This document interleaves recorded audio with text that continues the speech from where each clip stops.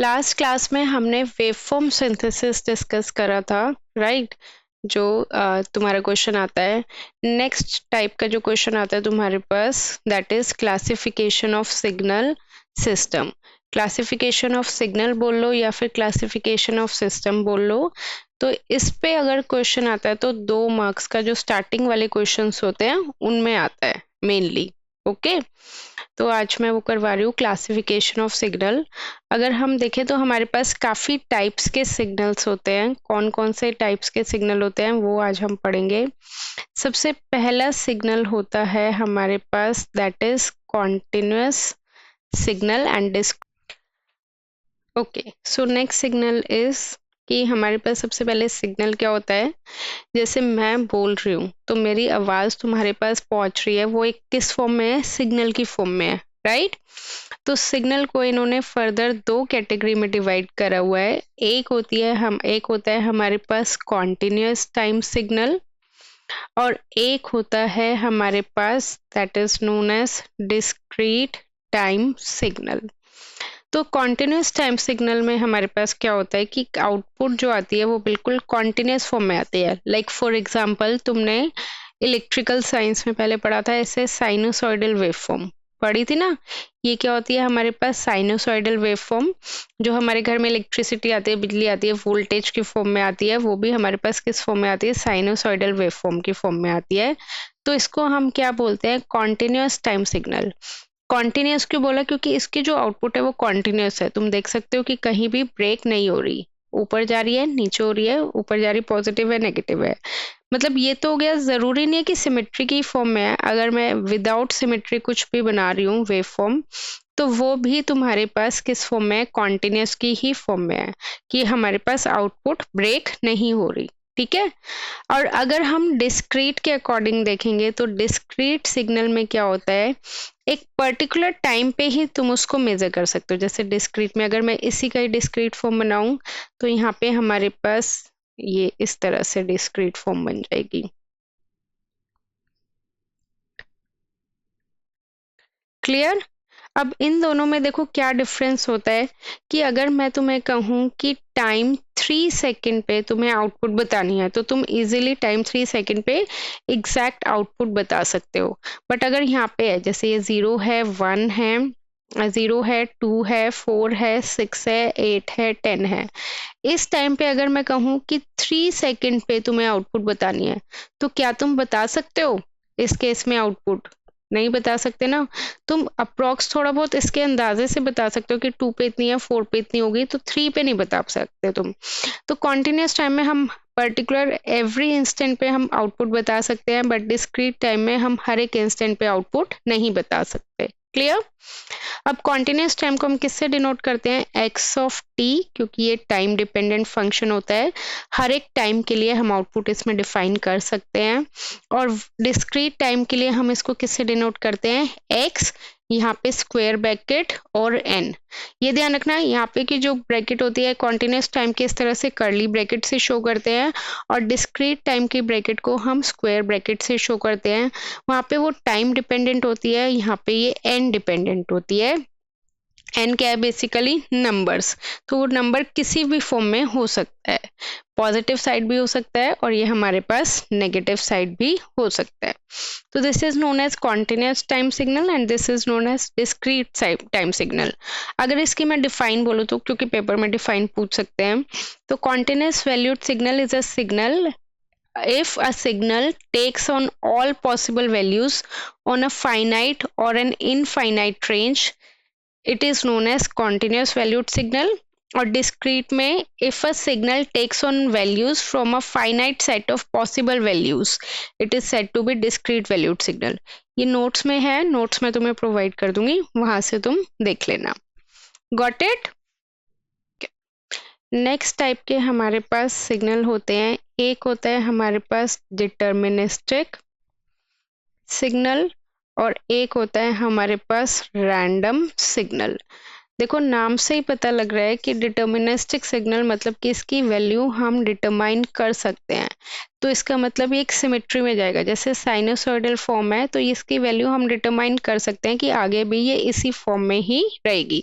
Suppose मैंने अगर तुम्हारे पास ये हाफ साइकिल बना दी, मैंने इस तरह से साइकिल बना दी, तो तुम आगे की वेव फॉर्म भी डिफाइन कर सकते हो कि मोस्ट प्रोबेबली इसका सेम यही चीज रहेगी। एक होता है हमारे पास रैंडम सिग्नल। रैंडम सिग्नल में हम डिफाइन नहीं कर सकते कि उसके कुछ भी वो आ सकती है, जैसे कि फॉर एग्जांपल इसका बेस्ट एग्जांपल है नॉइस, या फिर कभी कभार तुम बोलते हो या फिर कोई तुम यूट्यूब पे या कहीं वीडियो या ऑडियो में आवाज सुनते हो, तो उसके सिग्नल इसी तरह से होते हैं, कभी कम कभी ज्यादा। पिच हाई होगी तो ज्यादा जाएगा, पिच कम होगी तो लो जाएगा। तो उसमें तुम डिटरमाइन नहीं कर सकते कि आगे का सिग्नल किस टाइप से होगा। तो deterministic signal are those signal whose values are completely specified for a given time. Okay, and random signals are those signals whose values are not completely specified. For example, noise signal. Write it down. Next type के signal आते हैं हमारे पास, 3 types के होते हैं। एक होता है हमारे पास कॉजल सिग्नल, ठीक है।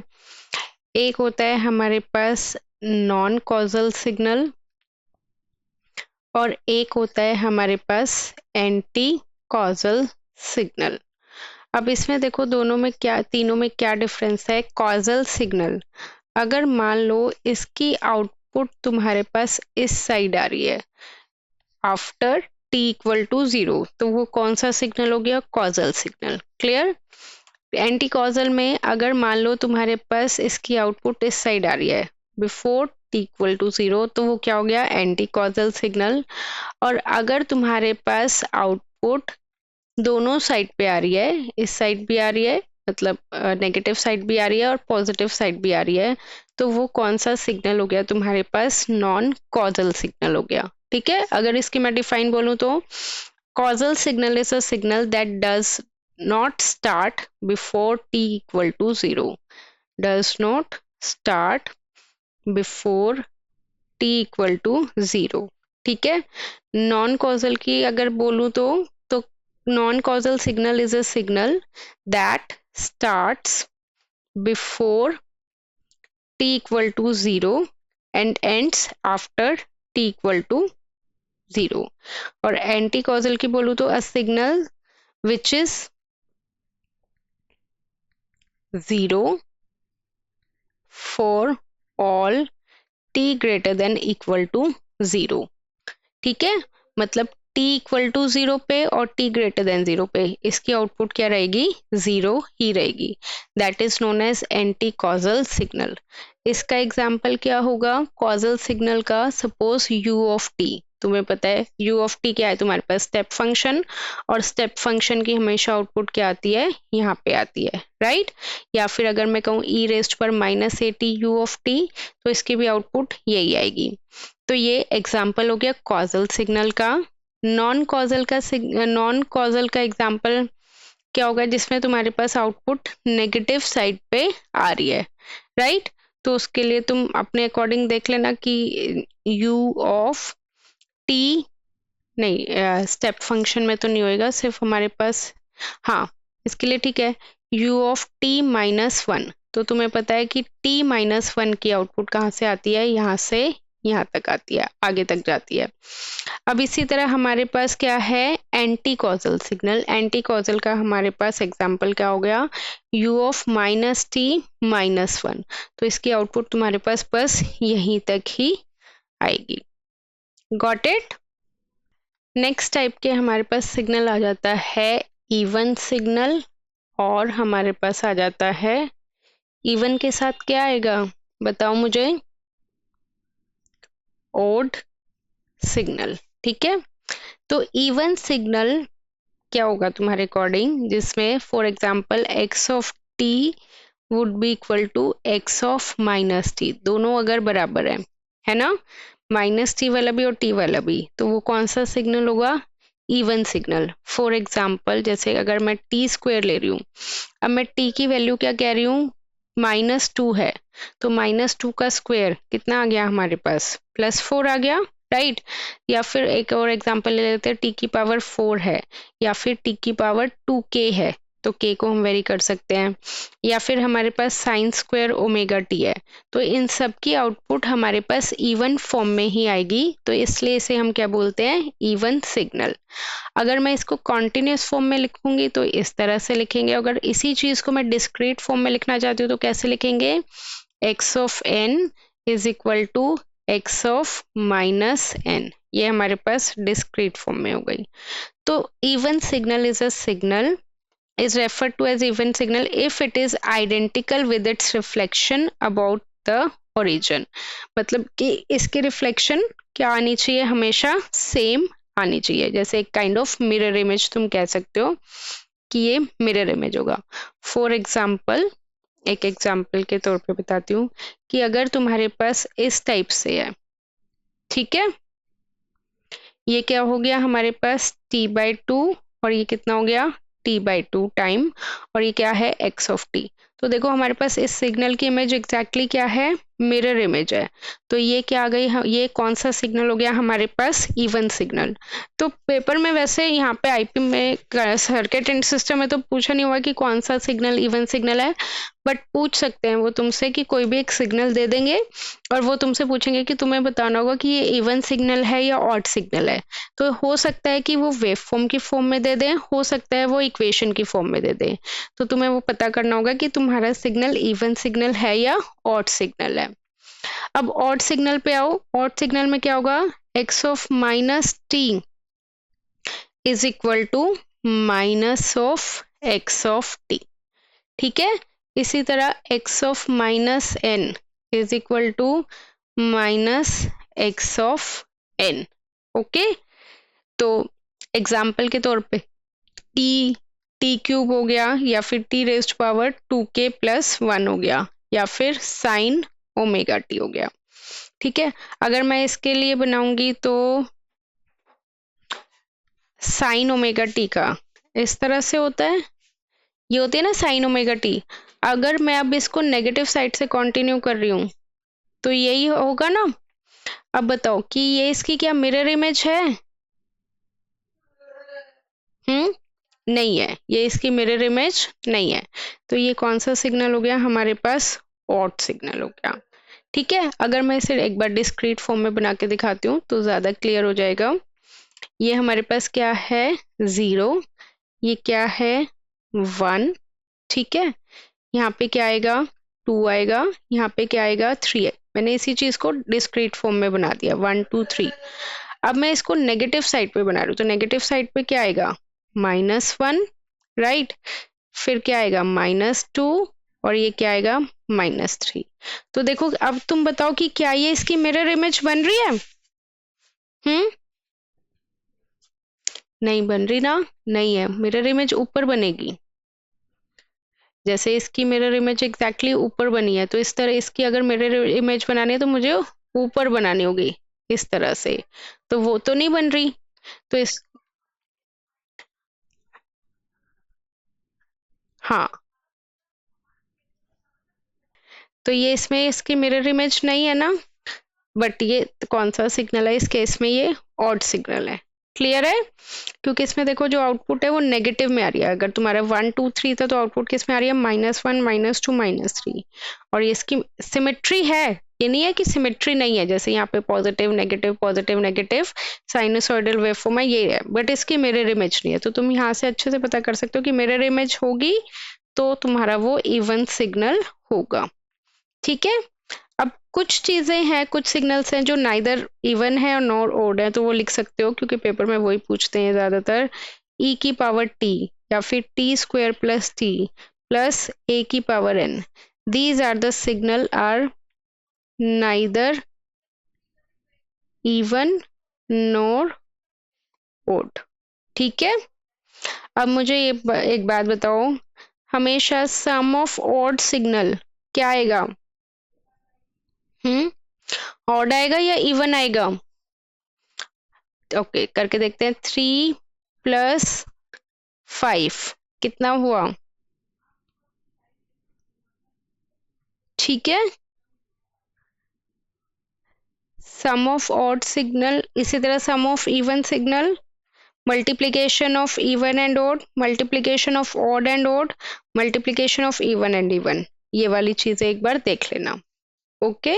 अब इसमें अगर सपोज कई बार पूछ लेते हैं कि हमारे पास एक सिग्नल दिया हुआ है x of t is equal to e raised पर minus two t cos t, इसका तुम्हें बोलेंगे कि इसका इवन कंपोनेंट भी निकालना है तुम्हें और इसका तुम्हें ऑड कंपोनेंट भी निकालना है। तो फॉर्मूला होगा उसका x of E of T, even component निकालने का क्या फॉर्मूला होगा, 1/2 x of T plus x of minus T. ठीक है। और अगर तुम्हें ऑड कंपोनेंट निकालना है तो क्या फॉर्मूला होगा, 1/2 x of T minus of x of minus T. ये वाला मैं करके बता रही हूँ कैसे होगा। सपोज हमारे पास ये है 1/2, कंपोनेंट क्या है एक्स ऑफ टी ये है, तो ई रेस्ट पर minus two t cos T plus x of minus T, कितना हो जाएगा, टी की जगह तुम्हें क्या पुट करना है, माइनस टी पुट करना है, तो ई रेस्ट पर -2 इंटू माइनस टी कितना हो गया, +2t, और कॉस ऑफ माइनस टी, तो ये तुम्हें पता है कि कॉस हमारा उसमें आता है, तो cos of minus t plus t ही होगा, राइट। तो इसको सॉल्व कर लो, कॉस टी कॉमन आ जाएगा, ई रेस्ट पर -2t प्लस ई रेस्ट पर 2t डिवाइडेड बाई 2, और इसको सॉल्व करोगे तो ये कितना होता है, कॉस हाइपरबोलिक 2t, तो ये हमारे पास कितना हो जाएगा, cos T cos of hyperbolic 2t। इसको देखो अगर हम सॉल्व करेंगे ऑड वाले को तो कितना हो जाएगा, 1/2 ई रेस्ट पर -2t cos T E raised पर -2t cos T divided by 2, यही होगा। तो इसको फर्दर सॉल्व करेंगे तो कॉस टी कॉमन, ई रेस्ट पर -2t माइनस ई रेस्ट पर 2t डिवाइडेड बाई 2, करेक्ट। तो इसको अगर हम फर्दर सॉल्व करेंगे तो ये कितना आ जाएगा, -sin2t, तो कॉस टी हमारे पास एज इट इज है, तो cos t sine of 2t minus, ये थोड़े से तुम्हें फॉर्मूले याद करने पड़ेंगे साइन एक्स और कॉस एक्स के, जो हम लिखते हैं एक्सपोनेंशियल की टर्म्स में।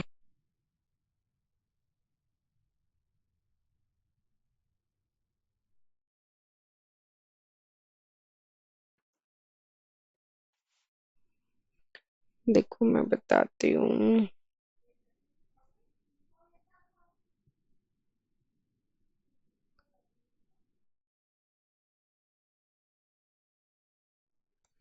लिख लो sine x is equal to e raised power, मतलब यहाँ पे अगर कोई कोफिशिएंट है तो वो i x minus e raised पर minus i x divided by 2i, cos x का क्या होता है हमारे पास, ई रेस्ट पर i x plus e raised पर minus i x divided by 2, ये फॉर्मूला लिख लो। For any doubts you can contact me on this number. Okay, bye bye.